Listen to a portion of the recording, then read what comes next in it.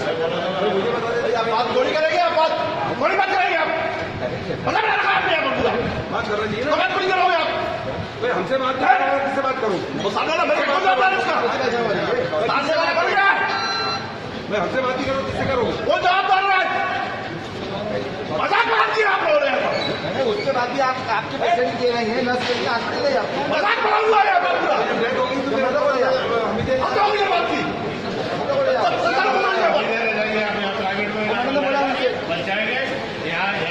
मैंने आपसे बोला ना सर, बात नहीं कर रहे आप, विधायक से बात नहीं कर रहे हो आप। अरे कुछ भी बात तो करते हैं, हमको बता दे। मजाक बनाया आपने पूरा व्यवस्थाओं का। दोस्तों ये वीडियो है मध्य प्रदेश के भोपाल में जेपी हॉस्पिटल का, जो इस समय कोविड हॉस्पिटल बना हुआ है। जैसा कि आपको पता है कि कोरोना फिर से एक बार लौट आया है और केसेस लगातार बढ़ते जा रहे हैं। इसी को देखते हुए भोपाल में जेपी हॉस्पिटल को कोविड हॉस्पिटल में बदल दिया गया है, पर वहां पर बेड्स की कमी है और इसीलिए जितने भी पेशेंट्स आ रहे हैं उनको कहीं ना कहीं एडजस्ट किया जा रहा है। पहले यहां पर जान लेते हैं कि कौन किस पर चिल्ला रहा है। तो चिल्लाने वाले हैं फॉर्मर कॉर्पोरेटर योगेंद्र सिंह गुड्डू और उनके साथ हैं कांग्रेस के एमएलए पीसी शर्मा, और जिन पर ये चिल्ला रहे हैं वो हैं नोडल ऑफिसर इस कोविड फैसिलिटी के डॉक्टर श्रीवास्तव, जो पिछले 1 साल से दिन और रात इस कोविड फैसिलिटी में पेशेंट्स की बेटरमेंट के लिए काम कर रहे हैं। तो कांग्रेस के एमएलए पीसी शर्मा और उनके दोस्त फॉर्मर कॉर्पोरेटर इन डॉक्टर साहब पे इसलिए चिल्ला रहे हैं क्योंकि उनके विधानसभा क्षेत्र के एक शख्स, 40 साल के एक शख्स तख्त सिंह साकिया की हॉस्पिटल में डेथ हो जाती है और उनके जो परिजन हैं वो इल्जाम लगाते हैं डॉक्टर्स पे कि डॉक्टर्स ने हमारे पेशेंट की अनदेखी की और उन्हें प्राइवेट हॉस्पिटल में जाने के लिए बोला, इसी वजह से मरीज की डेथ हो गई है। चलिए अगर परिजनों की बात मान भी ली जाए तो क्या यहां पर एमएलए को और उनके दोस्त को डॉक्टर साहब पे ऐसे चिल्लाने का अधिकार मिल जाता है?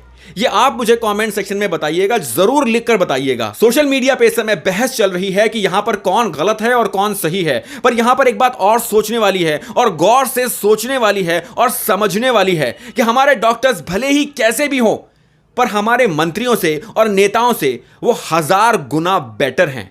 वो पढ़े लिखे हैं, कोई अपराधी नहीं है। अपने गुंडागर्दी के बेस पे मंत्रिमंडल में आके बैठ जाते हैं और नेता बन जाते हैं। ये डॉक्टर्स हमारे पढ़े लिखे हैं। अगर आप बीमार होते हैं तो आपको डॉक्टर के पास ही जाना होगा और हमारे 99.9% डॉक्टर्स आपकी सेवा में लगे हुए हैं पैंडेमिक के दौर में। तो जरूरी है कि आप अपने नेताओं के पीछे पागलों की तरह ना भागें और अपने डॉक्टर्स पे भरोसा करें। वही हैं इस समय जो आपको इस मुश्किल सिचुएशन से निकाल सकते हैं, ना कि ये नेता जो आपने चुन के अपने सर पे बिठा रखे हैं, जो गुंडागर्दी करते हैं, हॉस्पिटल्स में जाकर लोगों को धमकाते हैं, डराते हैं। मैं यहां आपको ब्राजील से आई एक फोटोग्राफ जरूर दिखाना चाहूंगा, क्योंकि कोरोना के पेशेंट्स के पास आप हमेशा नहीं रह सकते हैं। तो यहां पर नर्स ने 2 ग्लव्स में हॉट वाटर भर के पेशेंट्स के हाथों में पहना दिया है, जिससे कि पेशेंट को यह एहसास हो कि उसके आसपास कोई है। सिचुएशन बहुत ज्यादा बदतर होती जा रही है। यहां पर जरूरी है कि आप अपने डॉक्टर्स पे भरोसा करें, उनके ऊपर चिल्लाएं नहीं, गुस्सा ना करें। वो भी दिन और रात काम कर रहे हैं। नेताओं के पीछे मत भागिए, ये नेता भी इन द एंड डॉक्टर्स के पीछे ही भागेंगे।